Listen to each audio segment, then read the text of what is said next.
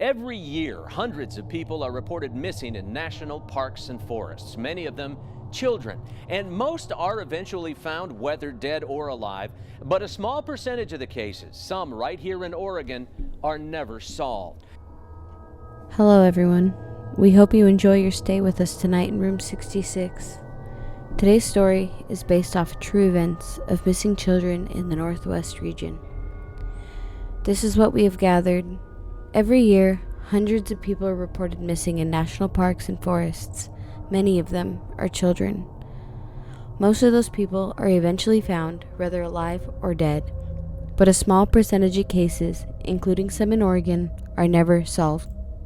The mysteries that those cases present has one man wondering if there's any common denominator behind the disappearances that leave search and rescue crews scratching their heads.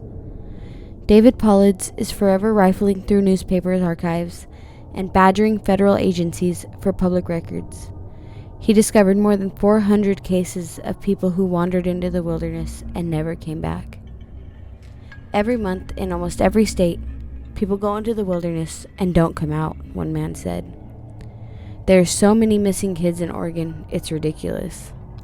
David has mapped out what appear to be more than 30 clusters of vanishings in forests and national parks across the country.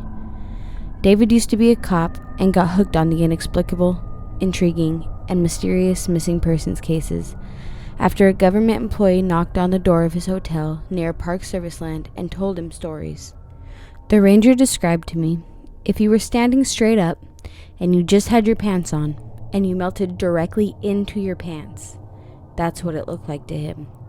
The kids' pants were laying on the ground in a very neat pile.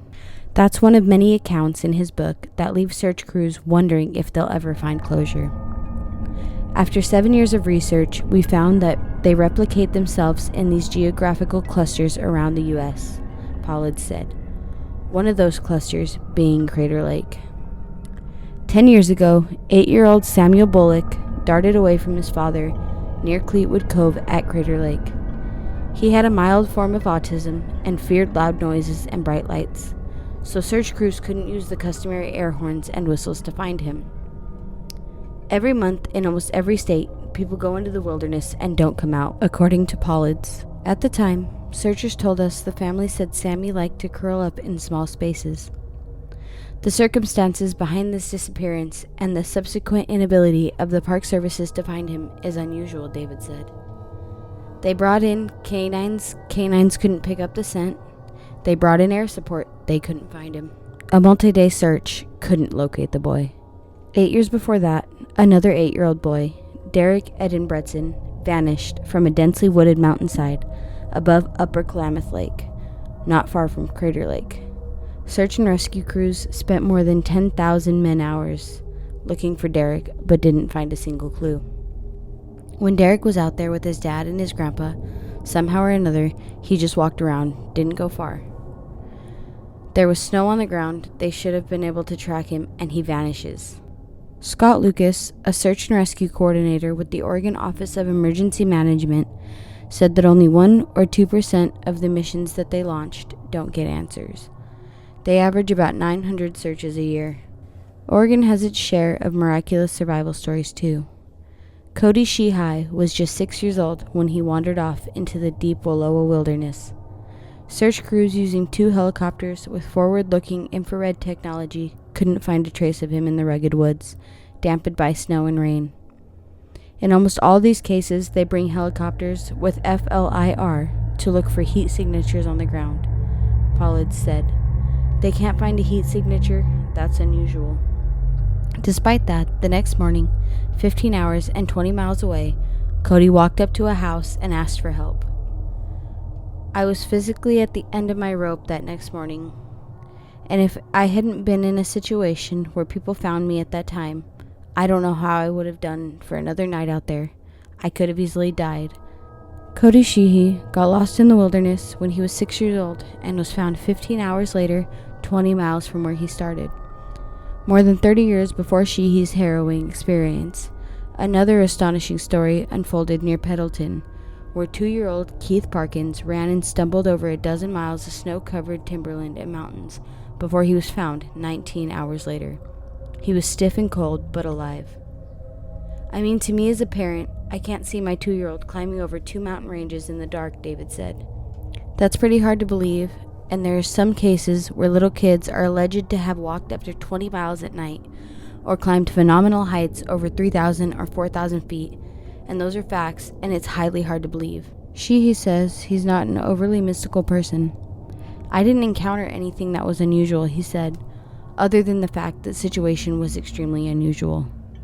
He is alive, but the fate of others like Derek Ederbretson and Sammy Bullock are why David keeps digging for answers. At this point, David doesn't offer any of his own theories for what happened. I don't come up with any theories. I don't believe in the paranormal per se. I just stick with facts in my books, and the one factual thing that happened is that we requested, through the Freedom of Information Act, a list of missing people from National Park Services, David said. They came back and stated that they don't keep lists of missing people in their system. The National Parks Police are among the best trained officers in the United States, and they know the importance of keeping lists. And we've ran this by some of the best investigative journalists in the world. Nobody believes that they don't have a list of missing people. The mystery those cases present has one man wondering if there's a common denominator behind the disappearances that have search and rescue crews continuing to scratch their heads. We turned around, and here was this little toddler walking out of the fog with absolutely no clothes on at all. Well, it's troubling. Every month in almost every state, people go into the wilderness and don't come out. Stories like that are what fuel davidpaulides. Forever rifling newspaper archives and badgering federal agencies for public records, he's discovered more than 400 cases of people who wandered into the wilderness but never came back. There are so many missing kids in Oregon, it's ridiculous. Accounts of children, people, vanishing, seemingly swallowed up by the many endless forests across America, or even later found in ways that defy logic. These were unusual things that don't make sense, that happen to cluster together in 3 to 4, sometimes as many as 20, 30 people missing at one location. He's mapped out what appear to be more than 30 clusters of vanishings in forests and national parks coast to coast, some of those clusters and cases right here in Oregon, all of them documented and described in his 2 books. According to Oregon State Police, there are 41 missing children in Oregon. And now also in the movie Missing 411, releasing in a couple of months. In a lot of these cases, search and rescue, or the volunteer searching people, have already gone over certain areas, not once, not twice, but even dozens of times. And then the child is found there, maybe a year, maybe a few years later. The search coordinators themselves are baffled by it too. The ones they don't think is criminal in nature. Once a cop, Paulides got hooked on the inexplicable, intriguing, and mysterious missing persons cases only after a government employee knocked on the door of his hotel near Park Service land and confided in him, sharing stories about people disappearing at national parks like Crater Lake and Yosemite. The ranger described to me, if you were standing straight up and you just had your shirt or just had your pants on and you melted directly into your pants, that's what it looked like to him. The pants were laying on the ground in a very neat pile.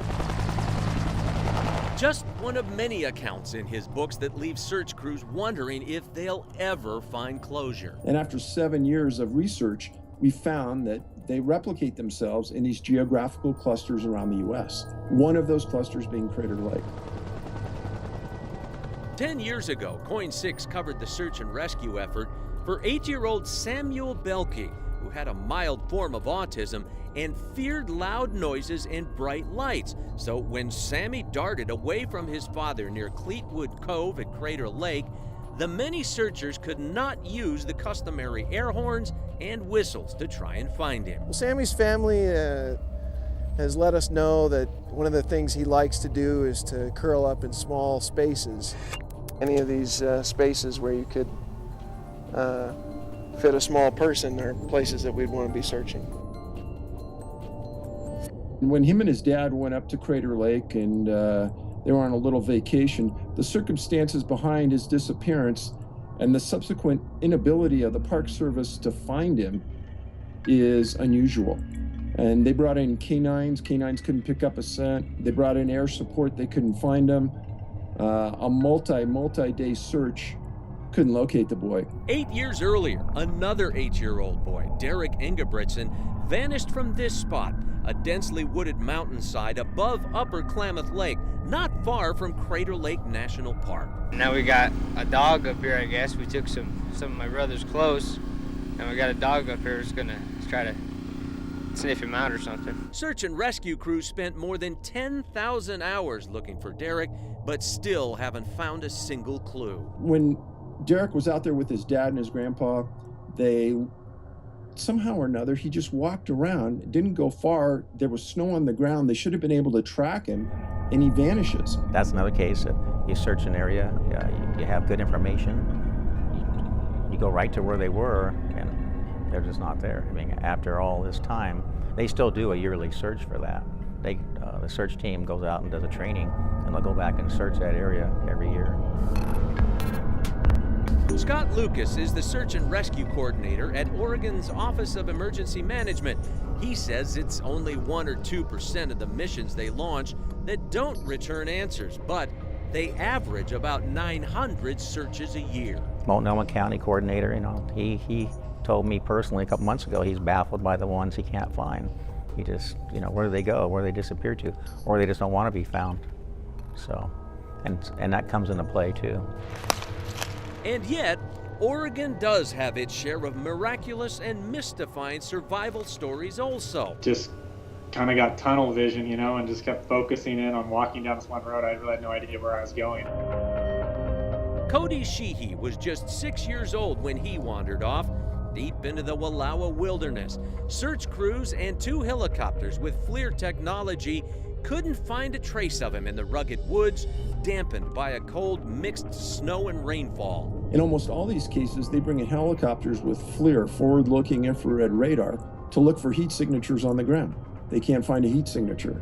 That's unusual. But the next morning, 15 hours later and 20 miles away, Cody walked up to a house and asked for help. I was physically at the end of my rope that next morning, and if I hadn't been in a situation where people found me at that time, I don't know how I would have done for another night out there. I could easily have died. More than 30 years before Cody's harrowing experience, another astonishing story unfolded near Pendleton, where 2.5-year-old Keith Parkins ran and stumbled over a dozen miles of snow-covered timberland and mountains before he was found 19 hours later, stiff and cold, but alive. I mean, to me, being a parent, I can't see my 2-year-old climbing over 2 mountain ranges in the dark. That's pretty hard to believe. And there's some cases where little kids are alleged to have walked up to 20 miles overnight or climbed phenomenal heights, 3,000 and 4,000 feet. And those are facts, and it's highly, highly hard to believe. Yeah, I'm not as overly mystical person. I didn't encounter anything to my memory that was unusual, other than the fact that that situation was extremely unusual.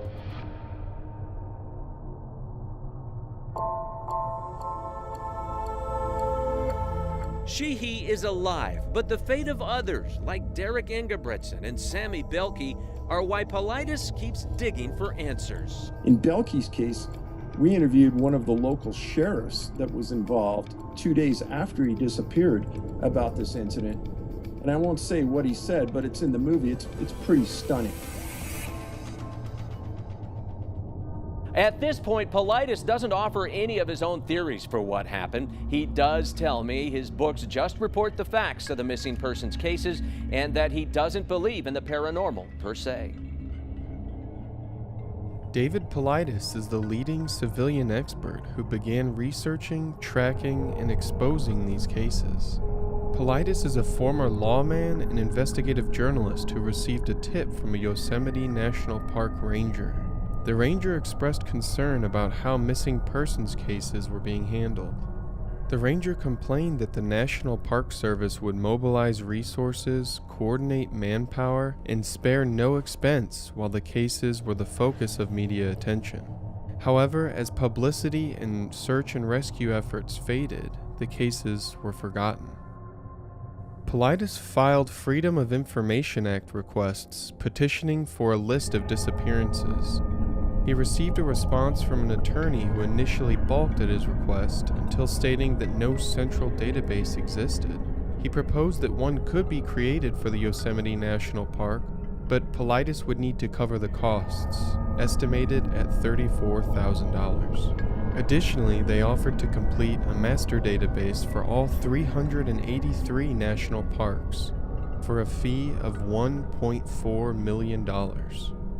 For this reason, there is no way of knowing how many have gone missing because, troublingly, there is no centralized registry or database to catalog and track these disappearances. This discovery is what led Paulides to form the Missing 411 and Can-Am Missing projects. The first book, Missing 411 Western United States, sparked national interest, and Paulides has since written more than half a dozen additional books, developed TV series and documentaries, and spoken publicly about national park disappearances. These books are titled after the number that can be dialed by Americans to reach the local information directory. Therefore, the title Missing 411 is supposed to be interpreted as, quote, missing information, unquote. In these books, Paulides has collected and compiled cases according to geographic clusters. These outlier cases could not be explained by animal predation, mental illness, criminality, voluntary disappearance, or other causes, and yet they shared uncanny and unexplained commonalities. These profile points have changed over the years. For example, some that were described by Paulides in an interview with Art Bell in 2015 were not included in his most recent documentary, Missing 411: The Hunted. Therefore, the following list may seem longer than usual for those familiar with the topic.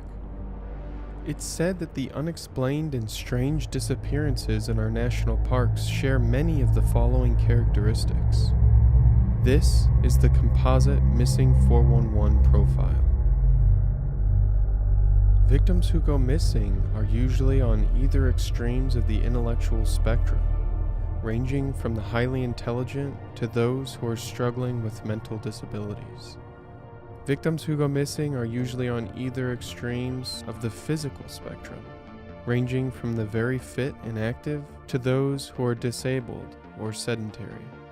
The time of disappearances is often mid to late afternoon. Commonly, there is geographical clustering, with multiple disappearances occurring in the same area. Severe and inclement weather coincide with the disappearance or at the beginning of the search. Victims often go missing near large bodies of water, boulder fields, or berry bushes. If the victim is recovered, they have no memory or they have surreal narratives to explain their disappearance.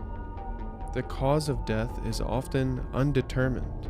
Bodies are recovered in areas that have already been thoroughly covered by search and rescue. Search and rescue teams will often be unable to find any tracks, or if tracks are found, they will somehow vanish mid-path. Canine units will be unable to pick up a scent, or if they can pick up the scent, they will not pursue it. One or both shoes are often missing from the body of the victim. Despite often traveling great distances, the bare feet of the victim will be surprisingly unscathed. Lastly, victims are often found in areas that are difficult, if not impossible, to reach, especially in the time elapsed. While this video is not meant to debunk the Missing 411 profile, it is worth noting that some of these points could be explained by a sampling bias. For example, those who go missing in the late afternoon would be reported at a time when visibility is low and search rescue operations may be delayed until sunrise. Those who go missing before inclement weather would have a higher likelihood of not being found because visible tracks would be diminished, visibility would be low, and search and rescue operations would be impaired. Lastly, individuals who remain missing would have a higher likelihood of canine units being unable to find their scent. A found scent would lead to a higher likelihood of a found missing person. The following are 3 select cases used to illustrate some of the strange phenomenon that Missing 411 is trying to explain. On the morning of March 14, 2014, Dr. James McGrogan hiked into the wilderness outside of Vail, Colorado with a group of physicians. He had recently accepted a job as an emergency room physician in Indiana, and he was ready for a wintry trip into the mountains with friends. The group embarked on Spraddle Creek Trail toward Iceman Hut. They brought split boards, a snowboard that splits into 2 halves to allow for cross-country skiing when traveling uphill or touring. The trail was a steep climb through 9 miles of difficult terrain. The area was blanketed in snow, and the path was well compacted and easy to identify. It may have been a difficult trek, but McGrogan and his friends were experienced and well prepared. McGrogan himself was in great physical condition, previously completing a marathon run. He was equipped with a working cell phone, extra battery, GPS tracker, food, and water supplies in his pack. The group stopped to take a break after a few hours, but McGrogan pushed onward. They planned to meet further up the trail, however, this is the last time McGrogan was seen alive.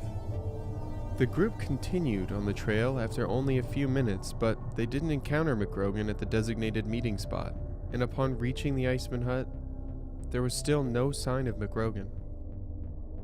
Eagle Valley Sheriff's Department searched on foot and snowmobile. 3 helicopters assisted in the search, and they covered over 18 square miles for the next 5 days, until bad weather drove them to end the search. 20 days later, hikers found McGrogan at the bottom of an ice fall in Booth Falls, 4.5 air miles east from Iceman Hut. The area had already been searched multiple times by search and rescue. Authorities reported that parts of Vail could be seen from where McGrogan's body was recovered. He was found with head trauma and a broken femur, partially undressed. He was not wearing his coat, gloves, or boots. McGrogan would have had to climb and descend nearly 5,200 feet in steep elevation, requiring a path that likely traversed 10 to 16 miles, switchbacking to safely navigate the slopes. He would have had to cross Middle Creek and fight his way through snowdrifts up to 30 feet tall. McGrogan meets many of the criteria outlined in the Missing 411 profile. He was intelligent and physically fit. He disappeared in mid-afternoon, and his search was halted by severe weather. He was found at the bottom of an ice fall in an area that had already been thoroughly searched, and he seemed to have vanished off a clear trail with no visible tracks. He had removed his boots before the incident, and he was in a dangerous and difficult place to reach. Why didn't McGrogan activate his GPS transponder? Paulides confirmed the area where McGrogan was found had cellular reception, so why didn't McGrogan dial for an emergency rescue?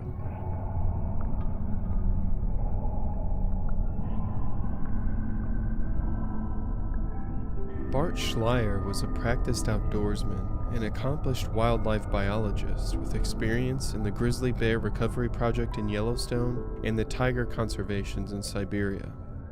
Paradoxically, Schleier was also an avid hunter, and he was prone to spending weeks or even months in the wilderness, bow hunting wildlife.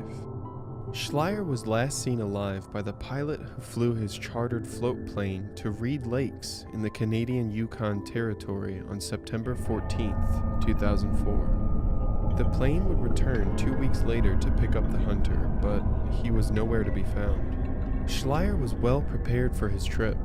He brought 3 Action Packer crates of gear. One crate was filled with canned food that would last a couple of weeks. The second crate was filled with his clothing for the trip, and the third contained his camping gear, including a good tent, sleeping bag, inflatable boat, and more. After he was reported missing on September 30th, Mounties from the RCMP in Whitehorse, over 175 miles away, investigated his campsite. They found the remains of a meal at his camp, but the food crate was secured. They discovered his boat a half a mile from the camp in the brush shore of the lake. It had been secured at both ends in the thick brush. With the weather deteriorating, the Mounties speculated that Schleier had hiked to the Klondike Highway. However, his friends were adamant that this was not a possibility, as he had not contacted any of them. Dissatisfied with the RCMP's response, a friend of Schleier's in Whitehorse, named Dib Williams, returned to the campsite with a friend. They found Schleier's camp. His tent had been knocked down, and they discovered his backpack, bear spray, VHF radio, and knife on site. Williams and his friend returned the next day to continue their search around the boat. Less than 200 feet in the woods, they discovered Schleier's bow with handmade arrows and a buckskin quiver. They found a bag full of gear. Many speculated this was a blind, and Schleier had been sitting on his pack, prepared to call and hunt moose. In broadening their search, the two found a camouflage mask with some hair and blood inside. On October 3rd, Mounties returned to the scene with conservation officers and civilians to begin a grid search. Further searching turned up a baseball cap, camouflage pants, and camera. These were not damaged, scratched, torn, or bloody. Bones were discovered 200 feet away. The teeth were used to identify the bones as those of Schleier. Speculation centered on a bear or wolf attack. However, there was no sign of a death struggle nearby. The surrounding area was covered in undisturbed moss. The clothing would have been damaged and soaked with blood.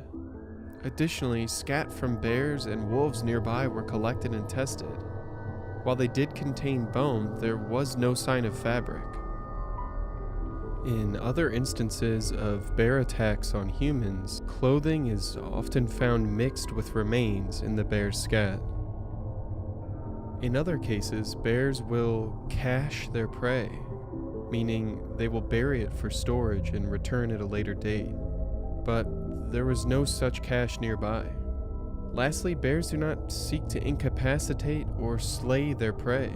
They will simply begin to eat, whether their prey is alive or not. This would have led to a gruesome and messy scene, but searchers could find nothing of the sort.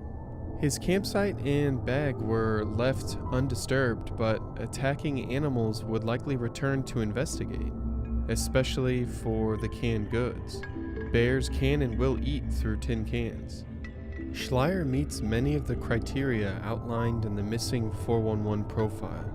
He was a bright and accomplished outdoorsman who was physically capable of withstanding the toughest climbs. The inclement weather of the Canadian tundra impacted search efforts by both the RCMP and Schleier's friends. He disappeared near the Reed Lakes in an area that had previously been searched by the RCMP. The cause of death could not be determined. Some speculated that he suffered a bear attack, but there were no clear signs of a death struggle, no fabric in nearby grizzly scat, and no tooth marks in the recovered portion of Schleier's skull.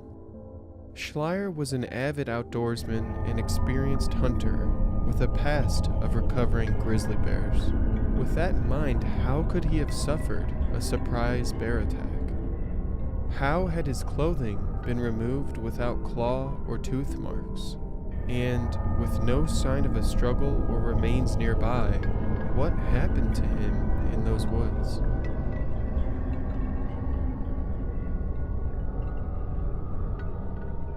On June 4th, 2017, Mike Peterson headed out for a lone hike in West Yellowstone. He wore an orange hunting vest and waders, and he was well equipped, packing bear spray, food, and a firearm. He began down a familiar trail, one he had hiked with his children in the past. In fact, he was so familiar with the trail that he knew where he would have cell service. Throughout the hike, he texted his girlfriend, Bonnie Sanger, who was at a different area of the park. He arranged for her to pick him up at 6 p.m., and they would start a fire, cook dinner, and relax. Sanger arrived at the arranged location at 6 p.m., but there was no sign of Peterson. She waited for him, and at 7:20 p.m. she heard 4 gunshots in the woods. She called the local sheriff's office, and a search and rescue operation began at 10 p.m. Over 40 individuals participated in the search and rescue, including canine units and helicopters. They combed the park in search of Peterson, but severe weather impaired the search, grounding the helicopters for a time. It wasn't until 3 days later that they found Peterson's body in Beaver Creek. Searchers found Peterson's orange vest and bear spray half a mile away from the river. Upon further searching, they discovered his pack and firearm in a second location. Some speculated that Peterson had been surprised and driven into the water by a bear, but the search and rescue team never uncovered bear tracks around Peterson's body or belongings. Mike Peterson matches many of the missing 411 profile points. He was a physically fit outdoorsman with backcountry experience, and he was familiar with the area. He disappeared in the late afternoon, and his disappearance coincided with Jeff Murphy, another hiker who disappeared from Yellowstone in that same week. The search for Mike Peterson was impaired by severe weather, and he vanished into Beaver Creek. The sheriff's office speculated that Peterson had crossed the creek early in the morning, but snowmelt upstream had dramatically increased the height and speed of the water when he returned. They guessed he had been swept off his feet and drowned. But that doesn't explain why Peterson would have left his belongings behind if he planned to return to Spanger. As an experienced outdoorsman, he had enough supplies and means of communication to simply signal for help and wait. While Peterson was recovered, many questions still remain and will likely never be answered. Missing 411 attempts to draw connections between seemingly unconnected cases. It does not provide an explanation or cause behind these connections.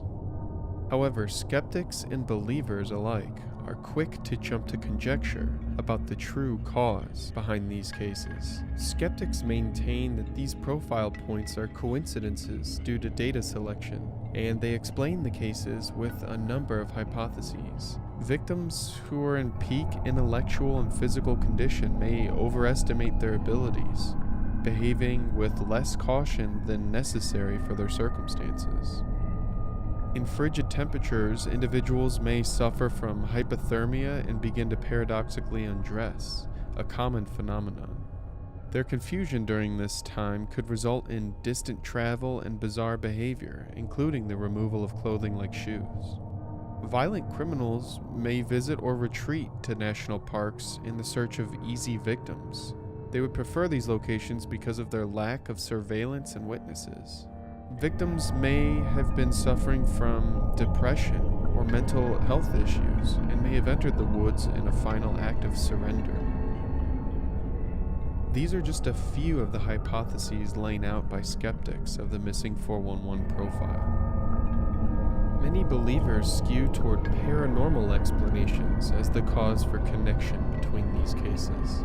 A number of extra or ultra-terrestrials have been proposed as the cause of these disappearances and deaths. Alien abductors and Bigfoot would prefer the seclusion of the national parks and be startled or threatened by the intrusion of hikers. Some have proposed that cloaked beings stalk the woods, nicknamed Glimmermen. However, their background and purposes are unclear. Cave creatures, similar to the goblins of Hopkinsville, have been proposed because Paulides' map of the missing closely resembles a map of the U.S. cave systems in our national parks.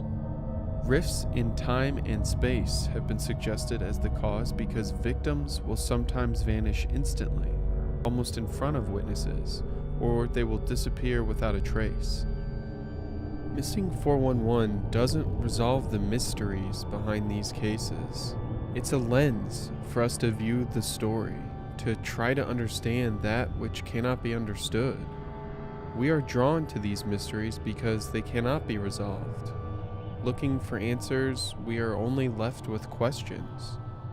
That and the memory of those who have gone.